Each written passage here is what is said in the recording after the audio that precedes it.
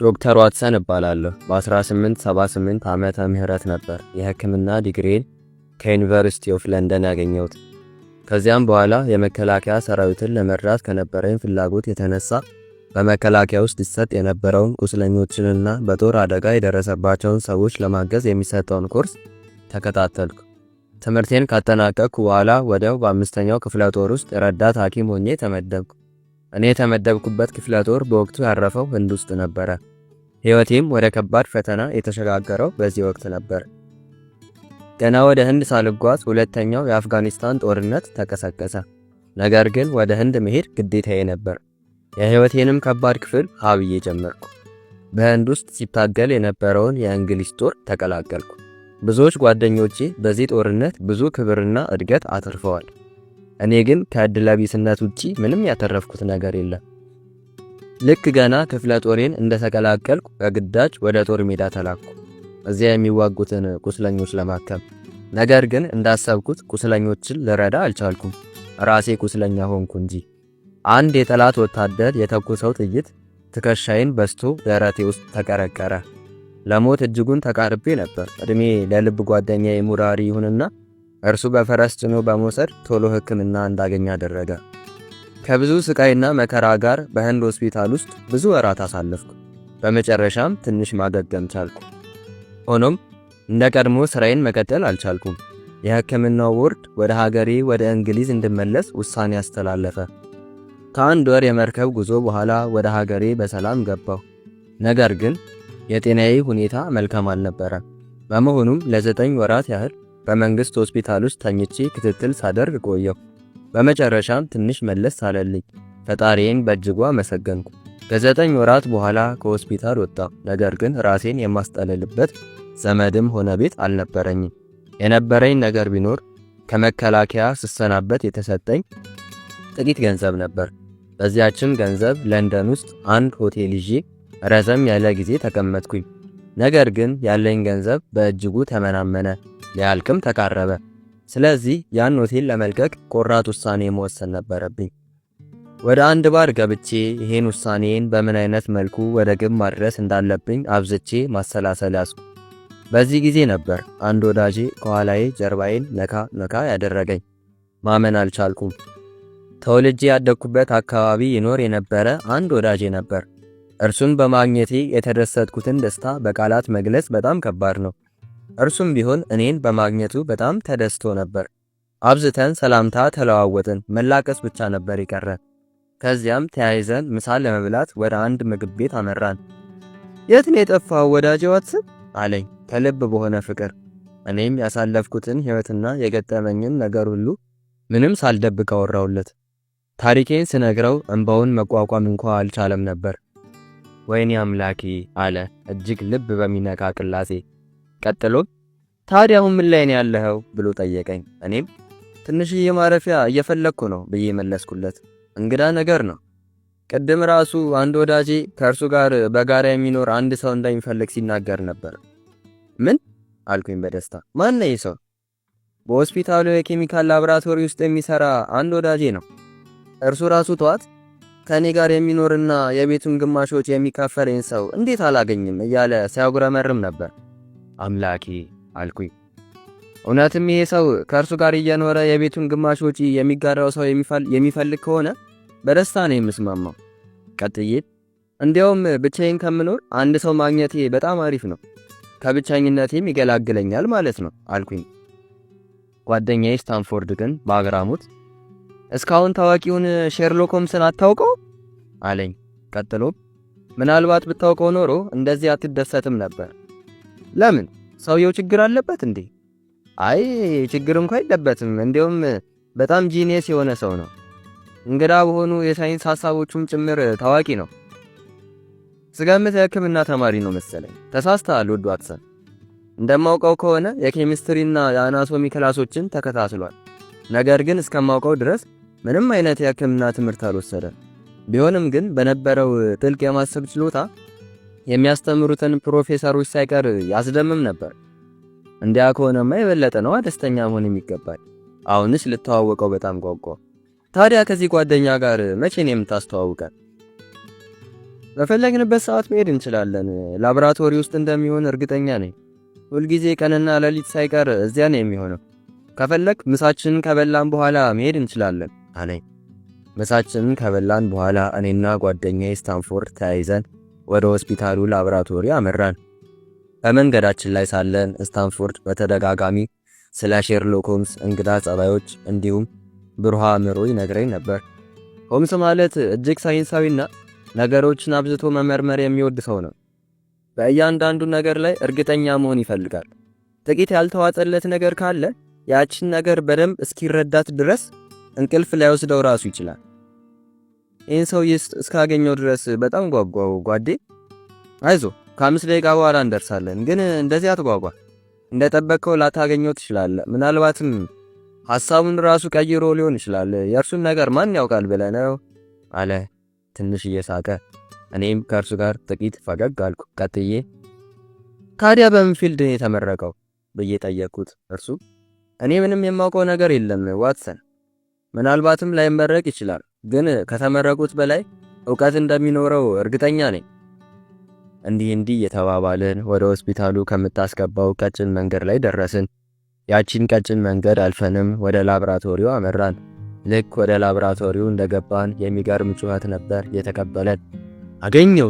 አገኘሁት ይል ነበር ድምፁ። ዝነኛው ሼርሎክ ሆምስ ነበር። በእጁ ትንሽ ብልቃት ይዞ እየሮጠ ወደ እኛ መጣ። በመጨረሻም አገኘሁት እያለ በደስታ ጮኸብን። ምን እንዳገኘ ለማወቅ በጣም ጓጓ። የሰዎችን ደም ከረጅም ወራትና ዓመታት በኋላ እንኳ መርምሮ ለማወቅ የሚያስችል ድንቅ ነገር ነው። እስከ ዛሬ ድረስ ይህ ግኝት ባለመኖሩ የወንጀል ምርመራውን እጅግ አሰልቺና አስቸጋሪ አድርጎት ነበር። ከዚህ በኋላ ግን እንዲህ ያለ ችግር አይከሰትም። አልገባኝም፣ እስኪ በደንብ አስረዳን አለ ጓደኛዬ ስታንፎርድ። ውድ ስታንፎርድ፣ ምን መሰለህ፣ አንድ ወንጀለኛ በአንድ ወንጀል ሲጠረጠር ያን ሰው ለመያዝ ምናልባት 2 እና 3 ወራት ሊቆይ ይችላል ወይም ከዚያ በላይ። ነገር ግን ያ ወንጀለኛ ሲያዝ ልብሱ ላይ የደም ጠብታ ብናገኝ እንኳ ያ ደም እንደሆነ እንኳን አረጋግጠን መናገር አንችልም ነበር። ይሄን ለመመርመር የሚያስችል ቴክኖሎጂ አልነበረንም፣ ምክንያቱም ደሙ እጅግ የቆየ ነውና። አሁን ግን ደም መሆኑን ብቻ ሳይሆን የማን ደም እንደሆነ እንዲሁም መቼ የተንጠባጠበ ደም እንደሆነ ለመለየት የሚያስችል አዲስ ግኝት ነው። ተመልከቱ አለና እጁን በመርፌ ወጋ አደረገው። በእርግጥ እጁ ብዙ ቦታ ተበሳስቶና በቁስል ፕላስተሮች ተጠቅጥቆ ነበር። ተመልከቱ አለና የእጁን ደም ብርጭቆ ውስጥ ያለው ውሃ ላይ ጠብ አደረገው። ውሃውም ምንም አልተፈረሰም ነበር። ከዚያ እጁን በሌላ የቁስል ፕላስተር እየለጠፈ እንዲህ አለ። ባለፈው ዓመት ካስታወሳችሁ የቮን ቢስቾፍ ኬዝ ነበር። ከዚያም በኋላ ደግሞ የብራንፎርድ ኬዝ፣ ከዚያም በኋላ ደግሞ የጨካኙ የሙለር ኬዝ ነበር። ነገር ግን አንዱንም ኬዝ ማረጋገጥ አልተቻለም። በዚያ ምክንያት ሁሉም አምልጠዋል። አሁን ግን እንዲህ ያለ ችግር ድጋሚ አይከሰትም አለ እጅግ በጓጓ ሁኔታ። ከዚያም ብርጭቆውን ትንሽ ካማሰለው በኋላ የተለያዩ ኬሚካሎችን ጨመረበት። በመጨረሻም በዚያ ንጹህ ውሃ ውስጥ ደም መኖሩን ለማረጋገጥ ቻለ። በዚህን ጊዜ የነበረውን ደስታ መግለጽ በጣም ይከብዳል። እዚህ የመጣ ነው ለአንድ ጉዳይ ነው ወዳጄ ሆምስ አለ ስታንፎርድ ወደ እኔ እየጠቆመ። ይሄ ወዳጄ ዶክተር ዋትሰን ይባላል፣ የልብ ጓደኛዬ ነው አለና አስተዋወቀኝ። ኦ በጣም ይቅርታ ወዳጄ አለና መጥቶ እጄን ጨበጠኝ። እኔም አረ ምንም አይደል አጸፋውን መለስኩ። በዚህ ጊዜ ነበር ሆምስ በአእምሮዬ ላይ ጥያቄ የፈጠረብኝ። አፍጋኒስታን ውስጥ ቆይተን የመጣው አይደል ወዳጄ ብሎ ጠየቀኝ። እኔም በመደነቅ አምላኬ ብዬ ጮኩ። ከዚያም እንዴት አወክ ብዬ ጠየቅኩት። እርሱም ፈገግ ብሎ እርሳው በቃ አለኝ። እኔ ግን ምንም ልረሳው አልቻልኩም። ስታንፎርድ ቀጥሎ ይሄ ጓደኛዬ የሚኖርበት ቤት እየፈለገ ነው። እናም ጠዋት አንተ የቤቱን ግማሽ ወጪ የሚካፈለኝ ሰው እፈልጋለሁ ስላልከኝ ለዚያ ነው የመጣ ነው አለ ስታንፎርድ በተረጋጋ ሁኔታ። ሆምስም ይህን በሰማ ጊዜ የበለጠ ተደሰተ። ቀጥሎ ቤቴ የሚገኘው ቤከር ጎዳና ላይ ነው። እናም በአካባቢው የጭስ ሽታ የተለመደ ነው። ይሄ ይስማማል አለኝ ፈገግ ብሎ። እኔም ሕይወቴን በሙሉ የመርከቦችን ጭስ ሳሸት ነው የኖርኩት፣ ለዚህ ስጋት አይግባ አልኩት። ቀጥሎም በጣም አሪፍ፣ ቤቴ ውስጥ ብዙ ኬሚካሎች አሉኝ። እናም ሁልጊዜ ምርምር እሰራለሁ። ያ ያናድድ ይሆን ብሎ ጠየቀኝ። እኔም አረ በፍጹም ብዬ መለስኩለት። ሆምስም ሌላ ያለብኝ ደካማ ጎን ምንድነው ብሎ ጥቂት ሲያስብ ቆየና ሌላው ደግሞ አንዳንዴ በጣም ዝምተኛ ነኝ። ተረጋግቼ ማሰብ እወዳለሁ። ስታናግረኝም መልስ ላልሰጥህ እችላለሁ። ነገር ግን አንተ እኔን አኩ እንዳይመስልህ በቃ የኔ ጸባይ ነው አለኝ። እኔም ምንም ችግር የለውም ወዳጄ ብዬ መለስኩለት። በጣም አሪፍ ዋትሰን፣ እስቲ ስላንተም ትንሽ ንገረኝ አለ። እኔም ትንሽ ፈገግ ካልኩ በኋላ ብዙውን ጊዜ የተረጋጋው ሰው ነኝ። እናም ጫጫታ አልወድም፣ ሰላም ይነሳኛል። እናም በጣም ሰነፍ ሰው ነኝ። ተኝቼ የመዋል ራሱ ልወድ እችላለሁ ብዬ መለስኩለት። እርሱም በመጨነቅ ስሜት ጫጫታ ያልከው ውስጥ የሙዚቃ መሳሪያዎችንም ያካትታል እንዴ? እኔ ቫዮሊን መጫወት በጣም እወዳለሁ አለ። እኔም አሪፍ አድርጌ የምትጫወት ከሆነ እንዲያውም ደስ ይለኛል ብዬ መለስኩለት። በጣም አሪፍ አለ በደስታ። ታዲያ ቤቱን መች ልየው? ነገ 6 ሰዓት ላይ እዚህ እንገናኝ። ከዚያም ሄደን ሁሉንም ነገር እናስተካክላለን አለኝ። እሺ ነገ 6 ሰዓት እመጣለሁ አልኩትና ተሰናብተነው ወጣን። እርሱም መመራመሩን ቀጠለ። በነገራችን ላይ እንዴት አፍጋኒስታን እንደነበርኩ ሊያውቅ ቻለ ብዬ ስታንፎርድን ጠየቅኩት። እርሱም እየሳቀ ይሄ ለእርሱ ተራ ነገር ነው ባክህ ብሎ መለሰልኝ። እኔ ግን ምንም ሊዋጥልኝ አልቻለም። ወደ ሆቴሌ ስደርስ ስታንፎርድን ተሰናብቼው ወደ ውስጥ ገባው። ዛሬ ያጋጠሙኝን ነገሮች ሁሉ በአእምሮዬ እያሰላሰልኩ ነበር። በሚቀጥለው ቀን እኔና ሼርሎክ ሆምስ 6 ሰዓት ላይ ተገናኘን። ከዚያም ተያይዘን ወደ 221 ቢ ቤከር ጎዳና አመራን። ቤቱ ከጠበቅኩት በላይ በጣም አሪፍ ቤት ነበረ። 2 ምቹ መኝታ ቤትና ሰፊ ሳሎን ነበረው። እኔም ቤቱን በጣም እንደወደድኩት በመግለጽ በዚያው ምሽት ሆቴል ውስጥ የነበሩኝን ዕቃዎቼን ሰብስቤ ወደ ቤከር ጎዳና አመራው። ሆምስም ቢሆን ዕቃዎቼን ሳመጣ በእጅጉ ረድቶኝ ነበር። በሚቀጥለው ቀንም ቤቱን አሪፍ አድርገን አመቻቸነው። በዚያን ቀን የነበረኝ ደስታ ወደር አልነበረው። ከሆምስ ጋር መኖር ከጀመርኩ ዛሬ 3 ቀን ሞላኝ። አካባቢውንም በእጅጉ እየተላመድኩት ነው። ሆምስ አብሮ ለመኖር የሚያስቸግር ሰው አይደለም። በጣም ዝምተኛ ሰው ነው። እናም ሁልጊዜ ነገሮችን የሚከውነው በተለመደ መልኩ ነው።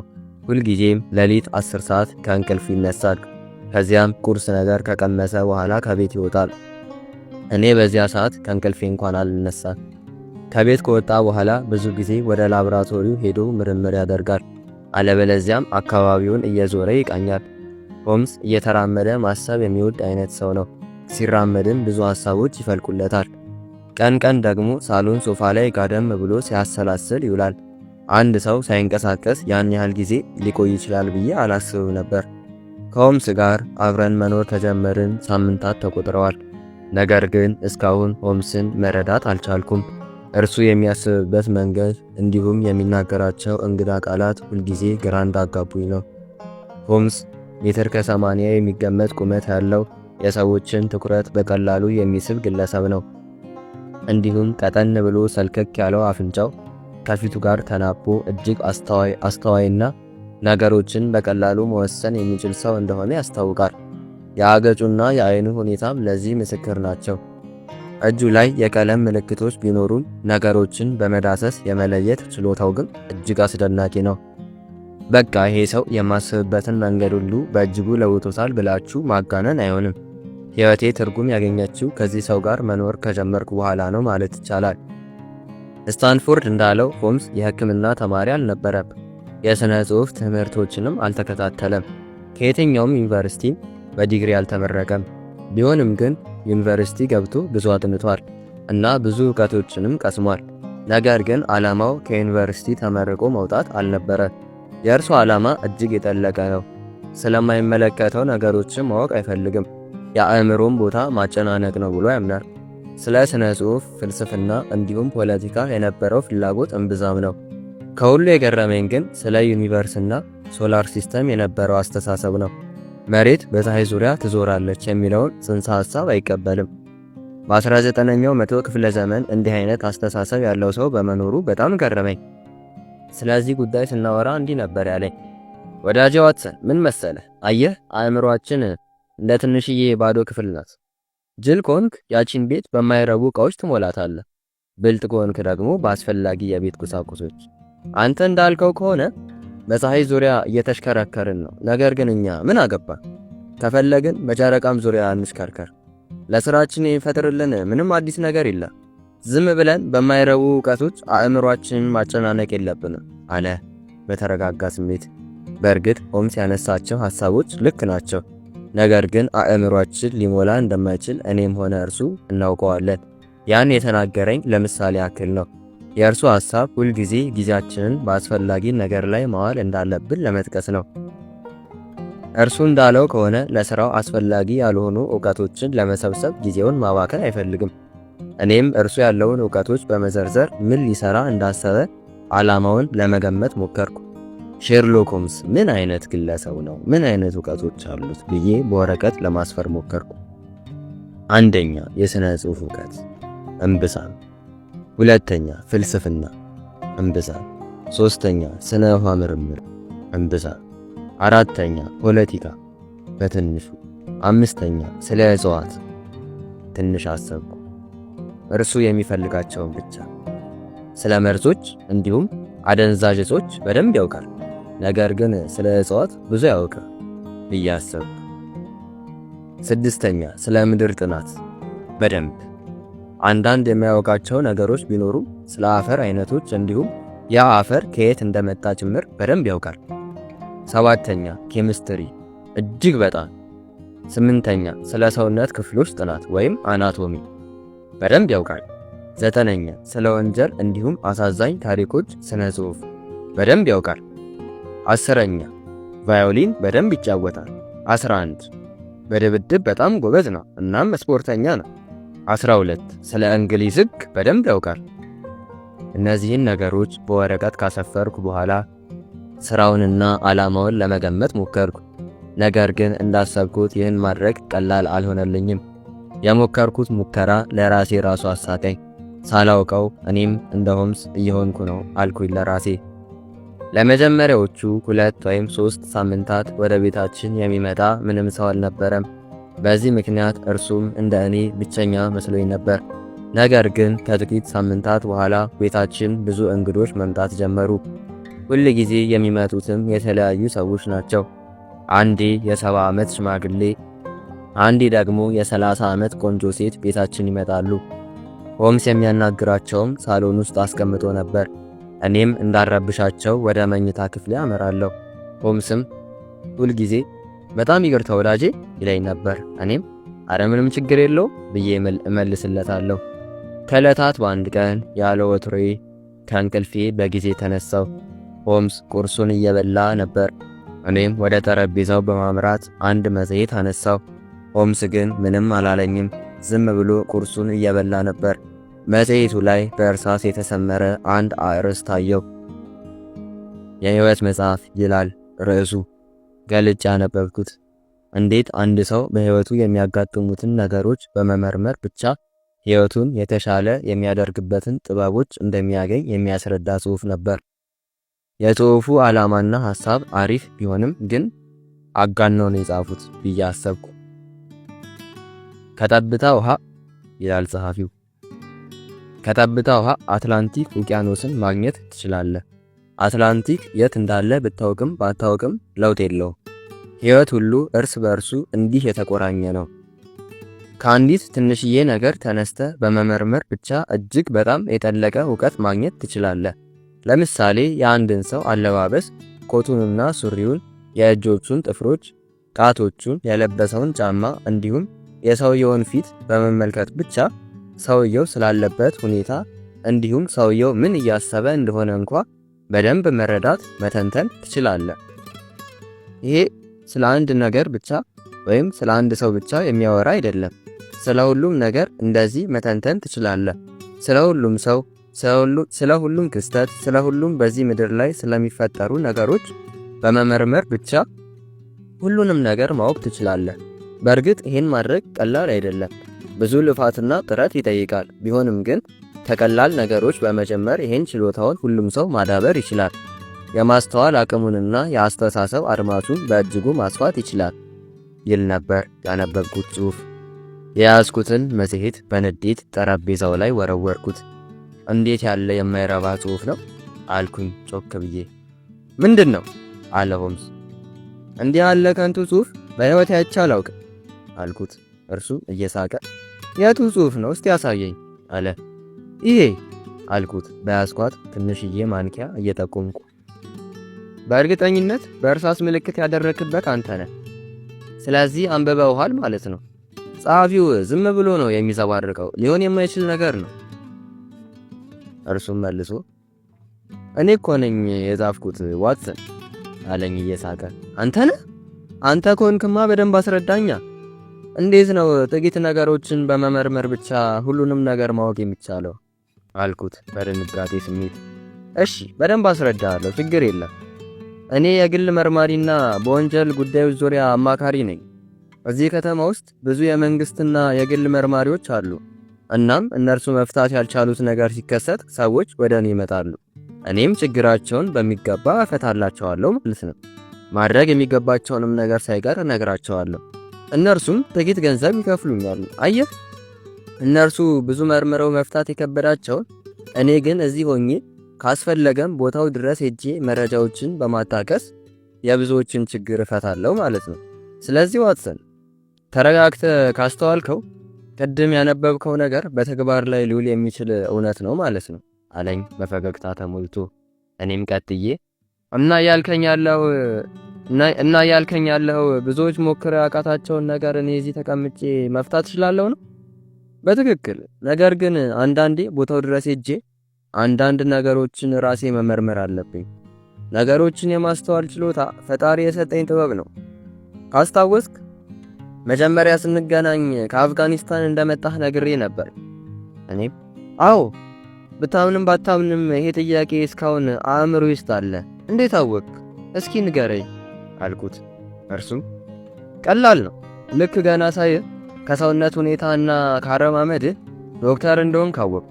ለዚያው መከላከያ ሲያገለግል የቆየ ዶክተር። ፊትህ ከወትሮ ጠቆር ያለ በመሆኑን ፀሐያማ ቦታ እንደነበርክ መገመት ቀላል ነው። እጆችህን በመመልከት ብቻ ደግሞ ከባድ ነገር እንዳሳለፍክና ታመህ እንደቆየህ አወቅኩ።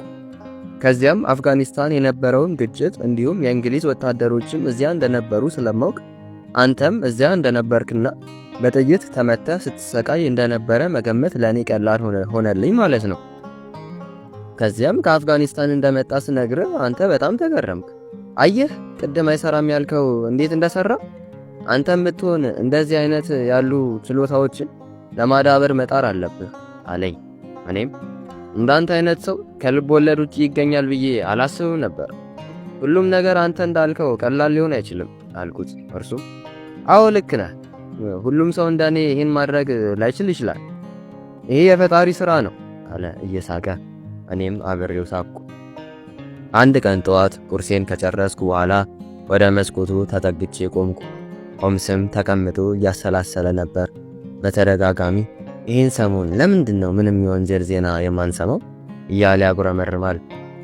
በመስኮቱ አሻገሬ አንድ ለየት ያለ ሰው አስተዋልኩ። በእጁ ተለቅ ያለ ሰማያዊ ፖስታ ይዟል። ፊቱን በማየት ብቻ በጣም እንደተጨነቀ ያስታውቃል። እኔም ወደ ሆምስ ዞር አልኩና ይህን ሰው ተመልከተው ታውቀዋለህ እንዴ ብዬ ጠየቅኩት። እርሱም ሮጥ ብሎ መጣና ሰውየውን በአትኩሮት ይመለከተው ጀመር። ጡረታ የወጣ የባህር ኃይል አባል ነው አለኝ። እኔም ታውቀዋለህ እንዴ ብለው ኧረ አላውቀውም አለ። ነገር ግን እንዴት አወቅ ብዬ መጠየቅ አልፈለግኩም፣ ምክንያቱም የሚሰጠኝን መልስ በደንብ ስለማውቅ። ሰውየው ቀጥታ ወደ በራችን መጥቶ በከባዱ ማንኳኳት ጀመረ። እኛም እየሮጥን ሄደን በሩን ከፈትንለት። ከዚያም በፍጥነት ሼርሎክ ሆምስ ብሎ የያዘውን ፖስታ ሰጠው። እኔ ግን ሆምስ ያለውን ማረጋገጥ ስለፈለግኩ ስለ ስራው ጠየቅኩት። እርሱም በባህር ኃይል ውስጥ ታላቅ ባለስልጣን እንደነበረ፣ አሁን ግን ጡረታ እንደወጣ ነገረኝ። ከዚያም ሰላምታ ሰጥቶን በፍጥነት ሄደ። ሆምስ ግን ሰውየው ከመጣ ጀምሮ ምንም ትንፍሽ አላለም። የሰውየውን ሁኔታና ፖስታውን እየመረመረ ነበር። ከዚህ ቀጥሎ ያለው ታሪክ ሼርሎክ እና ዋትሰን ለመጀመሪያ ጊዜ በጋራ የፈቱት ታሪክ ሲሆን የአትክልት ቦታው ድብቅ ምስጢር በሚል አቅርቤላችኋለሁ። ቻናሌ ላይ ገብታችሁ ማግኘት ትችላላችሁ። ሼርሎክ እና ዋትሰን ከተዋወቁበት ጊዜ ጀምሮ አንድ ላይ ነው የሚኖሩት። በኋላ ግን ዋትሰን ሚስት አግብቶ ወደ ራሱ ቤት ይሄዳል ማለት ነው። ነገር ግን እንደ በፊቱ ከሼርሎክ ጋር የወንጀል ምርመራዎችን ያካሂዳል። ይህን የነገርኳችሁ ያው እንዳትወዛገቡ በማሰብ ነው። ምክንያቱም እኛ የምናቀርባቸው ታሪኮች ወይ አንድ ላይ እየኖሩ ያለውን ነው ወይም ደግሞ ዋትሰን ከወጣ በኋላ ያለውን ስለሆነ ማለት ነው። ለምሳሌ ያክል የዳክዬው ሆድ ውስጥ የተደበቀው አልማዝ እና የሰሴክስ ቫምፓየር የሚሉት ታሪኮች ዋትሰን ወደ ራሱ ቤት ከሄደ በኋላ ያቀረብናቸው ታሪኮች ናቸው ማለት ነው። እና ደግሞ ሼርሎክ እና ዋትሰን እንዴት እንደተዋወቁ የሚያሳዩ ሌሎች ታሪኮች ልታገኙ ትችላላችሁ። ምክንያቱም ብዙ ደራሲዎች በራሳቸው መልኩ ስለደረሱት ማለት ነው። ነገር ግን እኛ ያቀረብንላችሁ ታሪክ አርተር ኮናን ዶይል ከደረሰው ድርሰት ነው። የሚጎድሉ ነገሮች ሊኖሩ ይችላሉ። ቢሆንም ግን ከሞላ ጎደል የሼርሎክ እና የዋትሰን ትውውቅ ይሄን ይመስላል ማለት ነው። ታሪኩን ከወደዳችሁት ላይክ እንድታደርጉ በትህትና ጠይቃለሁ። ቻናሉንም ሰብስክራይብ አድርጉ እና ደግሞ የሼርሎክ ሆምስ ታሪኮች በጣም ዝነኛ ናቸው። እጅግ ዝነኛ ከመሆናቸው የተነሳ የተለያዩ ተከታታይና ረጅም ፊልሞች ተሰርቶላቸዋል። ፊልሞቹን ያላያቸዋቸው ሰዎች የቴሌግራም ቻናላችን ላይ የገባችሁ ፊልሞቹን መከታተል ትችላላችሁ። የቴሌግራም ቻናል ሊንኩን ዲስክሪፕሽን ላይ አስቀምጥላችኋለሁ። በአነባበቤ ቅር የተሰኛችሁ ሰዎች ይቅርታ። እስከ መጨረሻው ስለተከታተላችሁ አመሰግናለሁ።